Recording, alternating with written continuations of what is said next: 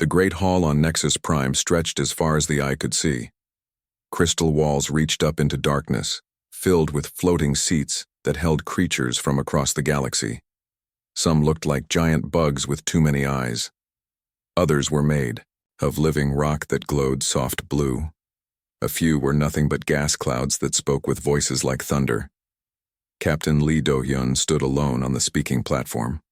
His gray uniform looked plain next to the bright colors and strange shapes around him. Behind him sat Dr. Kim Min-ji and Lieutenant Park Ji-won. They were the only humans in a room full of beings who thought Earth was a joke. Admiral Vexithara rose from her throne. She was 12 feet tall with dark green scales that caught the light, like metal. Her yellow eyes never blinked, and when she smiled, rows of sharp teeth showed. The Draconian Empire ruled 17 star systems. Their ships could destroy planets. Everyone in the galaxy feared them. "Look at this tiny creature," Vexithara said. Her voice was like rocks grinding together. "It comes from a world where they still burn fuel to fly. They have never left their own star system except for this one little trip." Laughter filled the hall. The bug creatures clicked and buzzed. The rock people made sounds like landslides. Even the gas clouds pulsed with what might have been humor. "Earth wants to join our council," Vexithara continued. "They want to sit with races that have traveled the stars for millions of years. They want to make laws for beings who shaped galaxies before their sun was born." She pointed one clawed finger at Do-hyun. "Tell us, human, what can your kind possibly offer? We have ships that move faster than light. We have weapons that can crack moons in half. We have lived since before your world had life on it." Do-hyun stepped forward. He had fought in 3 wars on Earth. He had seen friends die and enemies surrender. He knew what real strength looked like. And it was not always the biggest gun or the loudest voice. "We offer something you might have forgotten," he said calmly. "We offer the will to survive when everything looks hopeless. We offer the skill to find new ways when old ways fail. We offer the heart to keep fighting when fighting seems pointless." More laughter echoed through the hall. A creature that looked like a walking tree shook its branches. "Hearts and will do not stop plasma cannons," it said in a voice like wind, through leaves. "Perhaps not," Do-hyun agreed. "But they have kept us alive through ice ages that should have killed us, through diseases that wiped out entire cities, through wars that turned our world into fire. We are still here." Vexithara slithered closer. Her tail, thick as a tree trunk, scraped against the crystal floor. "Yes, you survived on your little world. Like rats survive in walls, like insects survive in dirt. Survival is not the same as strength." Dr. Kim Min-ji shifted in her seat. She studied alien life, but she had never seen hatred this pure before. These beings did not just dismiss humans. They despised them. They saw Earth as something dirty that had crawled into their clean space. Lieutenant Park Ji-won watched the exits. Her hand rested near the small weapon on her belt. It would not help much against a room full of creatures who could tear her apart. But habits from military training died hard. "The council will now vote," announced a floating ball of light that served as the meeting's leader. "All in favor of granting Earth membership?" Silence filled the hall. "All opposed?" Every being in the room responded. Lights flashed, voices roared, crystals chimed. The sound was overwhelming, like standing inside a thunderstorm. "The vote is complete," the light ball said. "Earth's request for membership is denied. Furthermore, Earth is now classified as a protected species under Galactic Code 7745. This means more advanced civilizations may observe Earth but should not interfere with its natural development." Vexithara's smile grew wider. "Protected species. Do you know what that means, little human? It means you are animals in a zoo. Interesting animals, perhaps. Even cute animals, but still just animals." Do-hyun felt heat rise in his chest, but he kept his face calm. "We understand the council's decision. We will return to Earth and inform our people." "Yes, run home," Vexithara said. She moved closer until her massive head was just inches from Do-hyun's face. Her breath smelled like sulfur and old meat. "Run home to your blue world. Hide behind your little moon. Play with your chemical rockets. Maybe in a few thousand years, You will have learned enough to be worth our attention." She leaned even closer. "But I hope you never do. I hope you stay small and weak and afraid. Because if you ever become a threat, if you ever dare to challenge real powers like my empire, I will personally come to your world and turn it into glass." The threat hung in the air like poison. Other aliens nodded their approval. This was the natural order. The strong ruled, the weak obeyed. Humans were weak, so they had no place among the stars. Dr. Kim Minji stood up slowly. She was half Vexithara's height and maybe 1/10 her weight, but something in her eyes made the great admiral step back. "You think we are afraid?" Minji said quietly. "You think we will hide and hope you forget about us? You think we will accept being your pets?" She looked around the hall, meeting alien eyes that burned with contempt and amusement. "You are wrong," she continued. "Humans have never been good at accepting what others think we deserve. We have never been good at staying in our place, and we have never ever been good at backing down from bullies." The hall erupted in fresh laughter. Some aliens applauded, others made rude gestures with whatever limbs they had. The idea that these tiny creatures could threaten anyone was the best joke they had heard in years. Lieutenant Park Ji-won stood and joined her companions. The three humans walked toward the exit, their footsteps echoing in the vast space. Behind them, the laughter continued. As they reached the door, Vexithara called out one final insult. "Give my regards to your families, humans. Tell them they are very lucky that conquering your pathetic world would not be worth the fuel it would cost my ships." The great doors closed behind the human delegation. The Galactic Council returned to other business, already forgetting about the amusing little creatures from the backwater system called Sol. They would remember this day later. They would remember it when their fleets burned and their empires crumbled. They would remember the moment they decided that humans were not worth taking seriously, but by then it would be far too late. 6 months had passed since the meeting on Nexus Prime. The news of Earth's rejection spread quickly across all human nations. For the first time in centuries, every country on the planet agreed on something. They were angry. Director Song Hyok stood before the largest gathering of world leaders in human history. The United Earth Assembly had formed in just 3 weeks. Presidents, prime ministers, kings, and dictators all sat in the same room. Old enemies shook hands. Ancient arguments were forgotten. The aliens had given humanity something more powerful than any weapon, a common purpose. "They called us animals," Song Hyuk said. His voice was calm, but his hands shook with rage. "They said we belong in a zoo. They laughed at our rockets and our dreams. They told us to stay home and play with our toys." The assembly hall was silent. These were people who had spent their lives fighting each other. Now they listened to every word like children hearing a bedtime story. "We have been divided for too long," Song Hyok continued. "We have wasted our strength fighting ourselves, while real threats lived among the stars.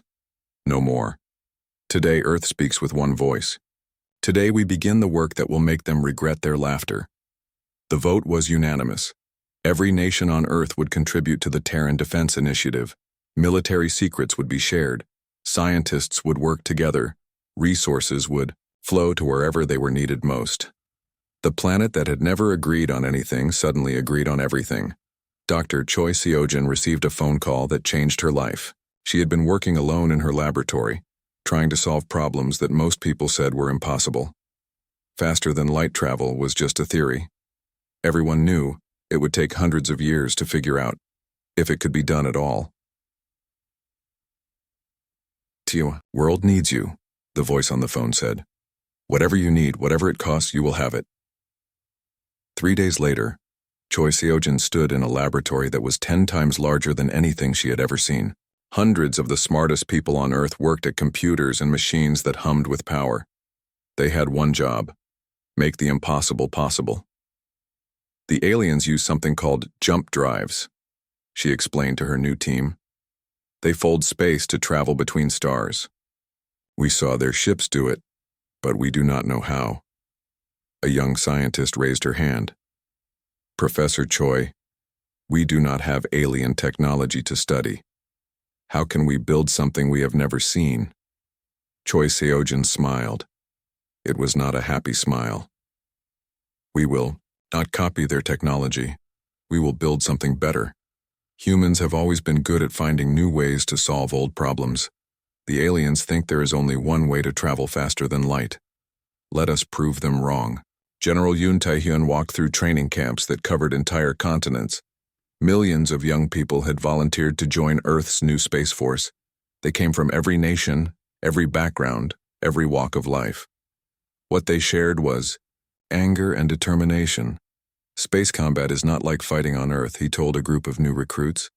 There is no up or down, no left or right. The enemy can come from any direction. You must learn to think in 3 dimensions. The recruits trained 18 hours a day. They learned to fight in zero gravity. They practiced moving in spacesuits that weighed as much as small cars. They studied alien tactics and weapons until they could recite them from memory. Captain Nam Subin broke another record. Her small test ship had just traveled faster than light for the first time in human history. The journey lasted only 3 seconds and covered barely a single light year, but it was a beginning. How did it feel? Dr. Choi Seojin asked when Subin climbed out of the cockpit. Like being turned inside out and backwards at the same time, Subin laughed. But it worked. We actually did it. We moved faster than light. Choi Seojin looked at the data from the test flight. The human drive system was different from what the aliens used. Instead of folding space, it created a bubble around the ship where the rules of physics worked differently. It was crude and dangerous, but it was theirs. How long before we can build bigger ships? Subin asked. 6 months for a destroyer-sized vessel, Choi Seojin replied. 2 years for a battleship. 5 years for a fleet that could threaten a major alien power. The aliens think we are too primitive to be dangerous, Subin said. How long do you think that will last? Choi Seojin studied the readouts from their first faster-than-light flight. The energy signatures were completely different from alien technology. If human ships stayed far enough away from alien sensors, they might not be detected at all. Long enough, she said. In hidden shipyards on the dark side of the moon, construction began. The first ships were small and experimental. They broke down frequently. Sometimes they exploded without warning, but each failure taught human engineers something new. Director Song Hyok visited the construction sites every week. He watched workers who had once built cars and computers now building spacecraft. He saw weapons being installed that could crack asteroids in half. He saw dreams becoming reality. The aliens have been traveling space for millions of years, he told the workers. They have advantages we cannot match, but they have forgotten something important. They have forgotten what it feels like to be desperate. The workers cheered. They had been working 20-hour days for months. Their hands were cut and their backs ached. But they were building something that would make the galaxy remember Earth's name. On Nexus Prime, routine intelligence reports mentioned increased activity in the Sol system. Radio signals suggested heavy construction. Energy readings indicated new industrial processes. The reports were filed away in alien databases and forgotten. After all, what could primitive humans possibly build that would matter to advanced civilizations? Admiral Vexathara read one of these reports while planning her next conquest. 17 star systems were not enough for the Draconian Empire. There were always more worlds to claim, more species to enslave, more resources to steal. The humans seem busy, her intelligence officer noted. Perhaps they are building monuments to honor us. Vexathara laughed. Let them build whatever makes them happy. Toys for children are no threat to the Empire. She turned her attention to more important matters. 3 star systems near Draconian space showed signs of valuable minerals. Their inhabitants were weak and would surrender quickly. Within a year, those worlds would serve the Empire just like all the others. The report about Earth was deleted from her personal files. She had more pressing concerns than watching animals play in their cage. Back on Earth, the work continued. Day and night, humans built and planned and dreamed of revenge. They knew the aliens were stronger. They knew the odds were against them. They knew that challenging the galaxy's greatest powers was probably suicide. None of that mattered. What mattered was that someone had called them animals. Someone had laughed at their dreams. Someone had told them to stay home and know their place. that someone was about to learn why humans had never been good at following orders. 2 years after Earth's humiliation at Nexus Prime, Admiral Vexathera commanded the largest conquest fleet in Draconian history. 50 massive warships moved through space like a swarm of deadly insects. Each ship was the size of a small city and carried enough firepower to destroy planets. The fleet had just finished conquering the Altus system. 3 worlds now flew Draconian flags. Their populations would spend the rest of their lives mining metals for the Empire. It was just another day's work for Vexthera and her forces. "Admiral," called Commander Dracmore from the bridge of his destroyer, the Venomous Strike. "Our sensors are detecting an unknown vessel near Kepler 442. It does not match any ship in our databases." Vexathera studied the image on her command screen. The ship was small, maybe 1/10 the size of a Draconian destroyer. Its design was strange, with smooth curves instead of the sharp angles that most alien races preferred. Whoever built it clearly did not understand proper military architecture. "Can you identify the race?" she asked. "Negative, Admiral. The energy signature is completely unknown." "Wait." Dracmore paused as new information appeared on his screens. "Admiral, this is impossible. The ship appears to be using some kind of primitive fusion drive system." Vexthera's scales rippled with amusement. "Fusion drives? Only the most backward species still use such crude technology. Hail them and demand surrender. This will be entertaining." Commander Dracmore opened a communication channel. His voice boomed across space with all the authority of the Draconian Empire behind it. "Unknown vessel, you are in Imperial space. Identify yourself immediately or be destroyed." The response came after a brief delay. The voice was young, female, and spoke Galactic Standard with an accent that Dracmore almost recognized. "This is Captain Park Jiwan of the Terran reconnaissance vessel Soul's Pride. You are trespassing in space claimed by a sovereign species. Withdraw immediately or face the consequences." Silence filled both Draconian bridges. Terran? The humans? The pathetic creatures from that backwater world that the Galactic Council had laughed at? What could they possibly be doing this far from home? "Terran," Dracmore said slowly, tasting the word.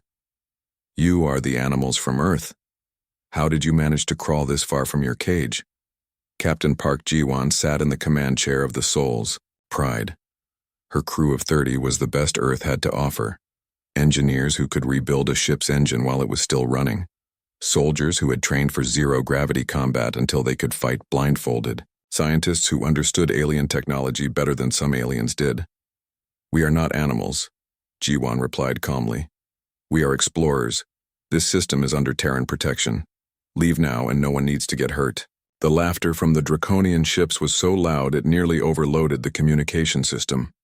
Admiral Vexthera herself joined the channel, her voice dripping with contempt. "Little human girl," she hissed.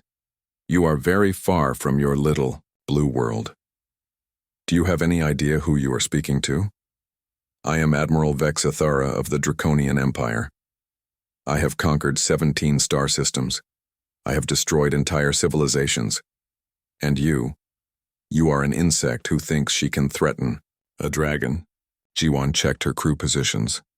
Everyone was ready. The Soul's Pride might look small and harmless, but it carried weapons that no alien had ever seen before. More importantly, it was operated by humans who had grown up being told they were not good enough, not smart enough, not strong enough to matter. "I know exactly who you are," Jiwan said.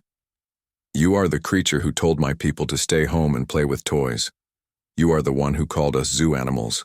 You are the reason we built ships like this one." "Ships?" Vexathera laughed. "You have one tiny vessel against my entire fleet. Surrender now and I might let some of your crew live as slaves." Jiwan's finger hovered over the fire control button. She thought about her younger brother, who had joined the Space Force after Mir. Hearing about Earth's rejection, she thought about her parents who had worked double shifts to help fund the Terran Defense Initiative. She thought about billions of humans who were counting on her to prove they were more than animals. "Negative," she said. "This system is under Terran protection. You have 10 seconds to withdraw." Commander Dracmore had heard enough. "Enough of this foolishness. All ships, target the human vessel. Show them what happens when insects try to eat. Sting dragons. The venomous strike's plasma cannons began charging. Energy that could melt mountains gathered in the ship's weapon systems. Around the fleet, other Draconian vessels also powered their weapons. In seconds, the small human ship would be nothing but glowing gas. Fire, Drakmor commanded. The plasma cannons unleashed their fury. Beams of superheated energy tore through space toward the Soul's Pride. Any normal ship would have been vaporized instantly, but the Soul's Pride was gone. It reappeared 3,000 kilometers behind the Draconian formation, moving at an angle that should have been impossible. The human ship was not just fast. It was moving in ways that violated everything the Draconians knew about physics. What just happened? Vexithara demanded. Before anyone could answer, the Soul's Pride opened fire. But instead of energy weapons, it launched solid projectiles. Chunks of metal accelerated to incredible speeds by magnetic fields. The kinetic kill vehicles moved at significant fractions of light speed, too fast for Draconian sensors to track properly. The venomous strike's shields were designed to stop plasma beams and particle weapons. They did nothing against solid matter moving at relativistic speeds. The first projectile punched through the destroyer's hull like a bullet through paper. The second hit the engine core. The third struck the bridge. Commander Drakmor had just enough time to realize he had made a terrible mistake before his ship came apart around him. The Soul's Pride vanished again, reappearing on the other side of the Draconian fleet. This time it launched a spread of smaller projectiles that struck 3 different ships simultaneously. Explosions lit up space as proud Imperial warships died like candles being blown out. All ships converge on the human vessel. Vexithara roared, "Surround it! Destroy it!" But the Soul's Pride refused to stay still long enough to be surrounded. It jumped from position to position, appearing just long enough to fire its strange weapons before vanishing again. Each time it reappeared, another Draconian ship died. Captain Jiwan watched the enemy fleet scatter as her ship danced between their formations. The Soul's Pride was not just fast. It was using a completely different type of faster-than-light drive that allowed it to make short jumps within a solar system. Dr. Choi Seojin's team had called it micro-jumping, and it was something no alien race had ever developed. "Captain," her weapons officer called out, "we have expended 60% of our kinetic rounds. Should we withdraw?" Jiwan studied the tactical display. 8 Draconian ships were destroyed or disabled. The rest were in complete confusion, firing, at positions where the Soul's Pride had been minutes earlier. They had never faced an enemy that could appear and disappear at will.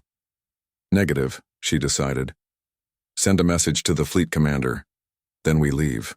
The communication channel opened again. This time it was Admiral Vexithara who spoke first. "Human," she hissed, her voice shaking with rage and something else, something that might have been fear. "What kind of sorcery is this? How are you moving like that?" "It is not sorcery," Captain Jiwan replied. "It is human engineering. We told you this system was under our protection. You chose not to listen. 8 of your ships are gone. The rest can join them, or you can withdraw as we requested." Vexithara stared at the wreckage of her vessels floating in space. Ships that had conquered worlds were now twisted metal and frozen air. The primitive humans had done this with a single small vessel. "This is not over," she promised. "The Empire will not forget this insult. We will come to your world with 1,000 ships. We will turn your blue sky black with smoke. You are welcome to try," Jiwan said calmly. "But you might want to bring more than 1,000 ships. Earth has been busy while you were playing conqueror." The Soul's Pride vanished. One final time. Long-range sensors tracked it jumping toward the edge of the system, then losing it entirely as it entered hyperspace. The small human ship was gone, leaving behind only wreckage and the impossible reality that Earth's children had drawn first. Blood against the galaxy's most feared empire. Admiral Vexithara stared at the empty space where her ships had died. For the first time in her long life, doubt crept into her mind. The humans were supposed to be animals. They were supposed to be helpless. They were supposed to know their place. Instead, They had built weapons that could kill Draconian warships. They had developed technology that the Empire's best scientists did not understand. They had sent a message that would echo across the galaxy. Earth was no longer content to stay in its cage. The war that would reshape the stars had begun. News of the Soul's Pride's victory spread through the galaxy faster than light itself. In alien bars and council chambers, the same impossible story was told again and again. Humans had destroyed 8 Draconian warships with a single vessel. Most listeners called it a lie. The rest called it a miracle. Admiral Vexithara called it an insult that demanded blood. The greatest fleet in Draconian history assembled at the edge of Imperial space. 50 battleships, each one a kilometer long and bristling with weapons that could crack moons. 200 destroyers and cruisers formed screening formations. Support vessels carried enough ammunition to fight for years. It was a force capable of conquering entire star systems. All of it was aimed at one small blue planet. Today we crush the upstart humans, Vexithara announced to her fleet commanders. Today we teach the galaxy what happens to animals who forget their place. By tomorrow, Earth will be nothing but glowing debris. The Imperial fleet jumped to hyperspace, heading for the Sol system. Intelligence reports suggested the humans had maybe a dozen ships at most. Even if every report about human technology was true, numbers would tell in the end. 50 to 1 were impossible odds for anyone to overcome. But as the Draconian fleet dropped out of hyperspace at the edge of Earth's solar system, they found something waiting for them that changed everything. Admiral Bei Wujin stood on the bridge of the Incheon, Earth's first true battleship.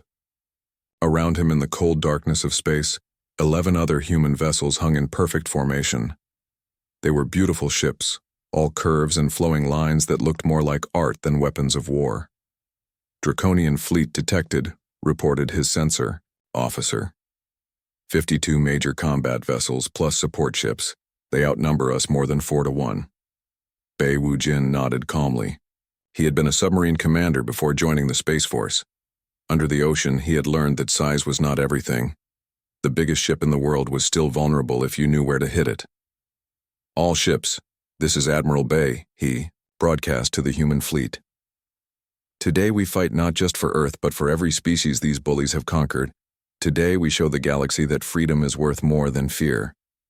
The communication channel crackled as Admiral Vexithara's voice filled the space between the fleets. Admiral Bei Wujin of the Terran Defense Force. I remember you from Nexus Prime. You stood there while your superiors begged for scraps from their betters. I remember you too, Bei replied. You are the one who promised to turn our world to glass. How did that work out for you at Kepler 442? Rage filled Vexithara's voice. 8 lucky kills against a small patrol. Today you face the full might of the Empire. Surrender now and your deaths will be swift. Bei Wujin looked around his bridge. Every officer was human. Every one of them had volunteered to stand between Earth and its enemies. They were engineers, and pilots, scientists, and soldiers. What united them was not species or nationality, but the simple belief that freedom was worth dying for. This is our home, he said quietly. Our families are here. Our children play under that blue sky behind us. You want to take that away from them? You will have to go through us first. The battle began with light. Draconian plasma cannons filled space with beams of superheated gas. Energy that could boil oceans reached across the void toward the human fleet. At the same moment, particle accelerators launched streams of matter moving at near light speed. The combined firepower was enough to destroy everything on Earth's surface 10 times over. But the human ships moved like they were alive. Captain An Ji-young piloted the destroyer Busan through space in ways that should have been impossible. Her ship did not just dodge the enemy fire. It seemed to slip between dimensions, existing in normal space 1 second and somewhere else the next. The Busan appeared inside the Draconian formation, its experimental phase shift drive allowing it to exist partially outside normal spacetime. Ji-young had practiced this maneuver 1,000 times in simulators. Now she did it for real, her ship materializing just long enough to fire kinetic rounds into a battleship's bridge before vanishing again. Commander Lee Minho led a squadron of fighters in attack patterns that made no sense to alien minds. His ships dove toward Jupiter's moons, using gravity wells as slingshots to gain impossible velocities. They came screaming out of the gas giant's radiation belt at speeds that turned them into kinetic weapons themselves. The Draconians had trained to fight enemies who followed predictable rules. Energy weapons at long range, formations that made tactical sense, battles that unfolded according to patterns established over millions of years. Humans ignored all of those rules. They fight like madmen, one Draconian captain reported as his ship's hull cracked under kinetic bombardment. They are using gravity wells as weapons. They are ramming our vessels with their fighters. This is not civilized warfare. Civilized warfare is for civilized species, Vexithara snarled back. These are animals. Kill them all. But the animals were winning. Dr. Kang Nari watched the battle from Earth's hidden research station on the dark side of the moon. Around her, the most advanced equipment humanity had ever built hummed with power. She had spent 2 years working on humanity's ultimate weapon, not a gun or a bomb, but something far more dangerous. Admiral Bay, she called over the communication channel. The temporal disruptor is ready, give me a target. Bay looked at the tactical display. Half the Draconian fleet was trying to surround the human ships, while the other half had broken off to head directly for Earth. If they reached the planet, billions would die. Target the main battle group heading for Earth, he ordered. All of them. Dr. Kang Nari's fingers flew over her controls. The weapon she had built was based on theories that most scientists said were impossible. It created a localized fold in space-time, trapping anything caught inside in a temporal loop. The targets would exist in the same moment forever, aware, but unable to change anything. It was a horrible fate. It was also the only way to save Earth. Firing, she announced. Space twisted. 25 Draconian warships, the pride of the Imperial fleet, suddenly stopped moving. They hung in space like insects trapped in amber, their crews experiencing the same second over and over again. They would fire their weapons and watch the blasts freeze in space. They would try to turn their ships and feel the controls lock in place. They would scream and hear their voices echo forever. The remaining Draconian ships found themselves facing a human fleet that seemed to grow more dangerous with every passing minute. Captain Park Sunwoo of the cruiser, Daegu, had modified his ships, kinetic weapons, to fire streams of micro-projectiles. Each round was no bigger than a grain of sand, but when thousands of them hit at near-light speed, they turned enemy hulls into Swiss cheese. Commander Kim Taeyang commanded a vessel that looked more like a research ship than a warship. The Sejong was equipped with weapons that most races would consider war crimes. Gravity bombs that crushed enemy ships like tin cans, quantum disruptors that made matter forget how to hold itself together, nanite swarms that ate through hull, plating like acid. As her fleet burned around her, Admiral Vexithara faced a truth that shattered everything she believed about the galaxy. These humans were not lucky. They were not using ancient alien technology. They had built their own weapons, developed their own tactics, and created their own path to victory. They were not animals. They were predators who had been pretending to be prey. All ships retreat, she commanded. The words tasted like poison in her mouth. Fall back to Imperial space immediately. But Admiral Bay was not finished. You came here to destroy our world, he broadcast to the fleeing Draconians. You brought enough firepower to turn Earth into dust. Did you really think we would let you leave to try again? The human fleet pursued the retreating Draconians like wolves chasing deer. They struck at engines and weapon systems, crippling ships without destroying them. When it was over, Admiral Vexthara's mighty fleet was reduced to a handful of damaged vessels limping home with news that would shake the galaxy. The humans had not just won a battle. They had announced their arrival as a major power. Earth was no longer a protected species hiding behind its moon. It was a predator that had tasted blood and found it good. And somewhere in the darkness between stars, other alien races that had dismissed humanity began to recalculate their assumptions. The small blue planet was no longer alone, no longer helpless, and no longer willing to stay quietly in its corner of space. The galaxy was about to learn that underestimating humans was a mistake you could only make once. The news of the Draconian defeat spread across the galaxy like wildfire. On 1,000 worlds, beings who had never heard of humans now whispered the name of Earth with something approaching respect. In the great libraries of Nexus Prime, scholars revised their files on Terran civilization. The entry that had once read, "Primitive species no threat," now carried a red warning, "Dangerous, approach with caution." But Admiral Vexithara was not finished. Her pride, already wounded by the destruction of her ships, now bled from something deeper than military defeat. The humans had humiliated the Draconian Empire in front of the entire galaxy. Alien races that had bowed before imperial might for centuries now looked at Draconian ships with something that might have been pity. From the bridge of her crippled flagship, surrounded by the wreckage of her once mighty fleet, Vexithara made the decision that would define her legacy forever. "If we cannot rule them," she hissed into her communicator, "then no one will benefit from their existence. Activate the planet killers." Across Draconian space, massive siege engines that had been built to crack worlds began to power up. Each one was the size of a moon, carrying weapons designed to destabilize stars themselves. For 1,000 years, they had been the Empire's ultimate threat, the promise that any world which resisted too strongly would simply be erased from existence. The target coordinates were already programmed: Sol, Earth's sun.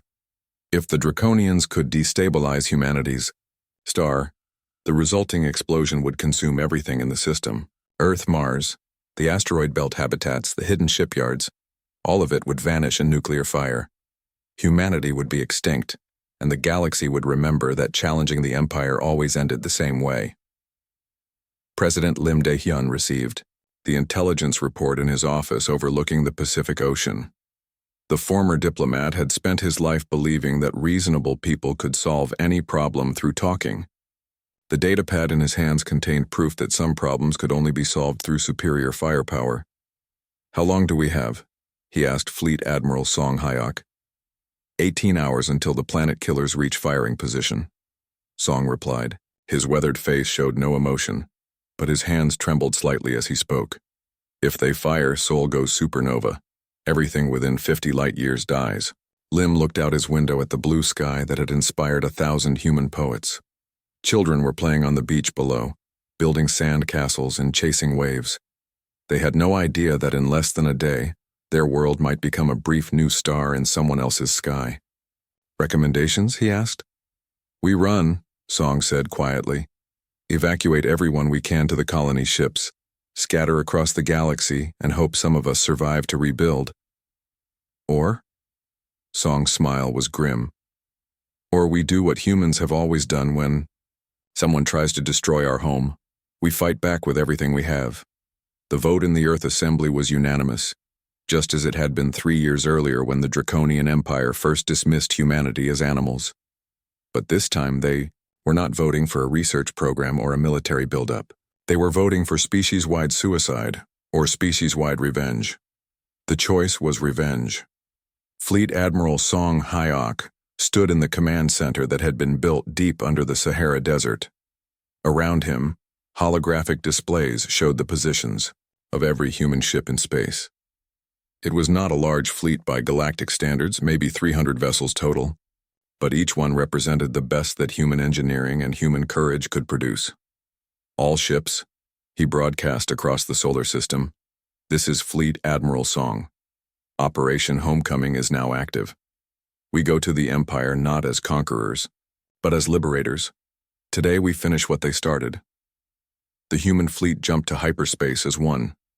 Destroyers and cruisers, battleships and carriers, research vessels converted to weapons of war. They all vanished from Earth's sky in flashes of twisted spacetime. Behind them, they left a world holding its breath. But the human ships were not alone in hyperspace. Dr. Choi Seojin had spent the last year perfecting humanity's most dangerous weapon. It was not a gun that could destroy planets, or a bomb that could crack moons. It was information, and she was about to use it to tear the Draconian Empire apart from the inside. "Quantum entanglement communication ready," she reported from her laboratory orbiting Neptune. We can broadcast to every world in the galaxy simultaneously. What are you sending them? President Lim asked. The truth, she replied. The location of every Draconian slave camp. The coordinates of every conquered world. The names of every species the Empire has wiped out. Everything they have tried to hide for 1,000 years. The broadcast lasted exactly 3 minutes and 17 seconds. But in that brief time, Dr. Choi Seojin's team sent more information than most civilizations produced in centuries. It reached every planet, every space station, every ship in the galaxy at the same moment. On worlds that had been enslaved for generations, species that had forgotten their own names suddenly learned the locations of their stolen children. Resistance movements that had been fighting hopeless battles for decades discovered they were not alone. Conquered peoples who had accepted their fate as the natural order realized that freedom was still possible. The revolution began instantly. Captain E. Kim Dong-yin led the assault on the Draconian capital world. The former Marine had lost his entire family when Imperial raiders attacked human shipping convoys in the early days of the war. Now he commanded the battleship Busan as it dropped out of hyperspace directly above the Empire's throne world. All vessels commence orbital bombardment, he ordered. Target military installations only. Civilian areas are off limits. The irony was not lost on him. The Draconians had planned to exterminate every human in the galaxy. In response, humanity was trying to minimize casualties among Draconian civilians. It was the difference between conquerors and liberators, between the Empire's way and the human way. Below them, the planet that had ruled 17 star systems burned. But it did not burn alone. Across Draconian space, freed slaves turned on, their former masters. Conquered species rose up with hope rekindled by the impossible victory of the humans. The Empire's own ships joined the rebellion as alien crews who had been pressed into service remembered what freedom felt like. Admiral Vexithara watched her empire die from the bridge of her dying flagship. Around her, control panels sparked and died as human weapons tore through her ship's defenses. The deck plates buckled under her feet as kinetic rounds punched through hull after hull. Admiral, her communications officer called out, we are receiving a transmission from the human fleet commander. Vexithara's laugh was bitter. Let me guess, they demand our surrender? No, Admiral. They are offering safe passage to any crew that wishes to evacuate. For the first time in her long life, Vexithara felt something she had never experienced before. Shame. The humans were showing mercy to the same beings who had planned to commit genocide. They were proving themselves more civilized than the Empire, that had ruled the galaxy for millennia. Admiral Bei Wu-jin appeared on the main screen. His uniform was torn and his face was streaked with smoke, but his eyes were calm. Admiral Vexithara, your fleet is destroyed. Your planet killers have been captured or disabled. Your empire is in revolt, but you can still live to see what comes next. And what comes next, human? She asked. A galaxy where no species kneels before another. Bei replied. Where the strong protect the weak instead of enslaving them. Where freedom is not a gift from above, but a right claimed from below. Vexithara looked around her ruined bridge.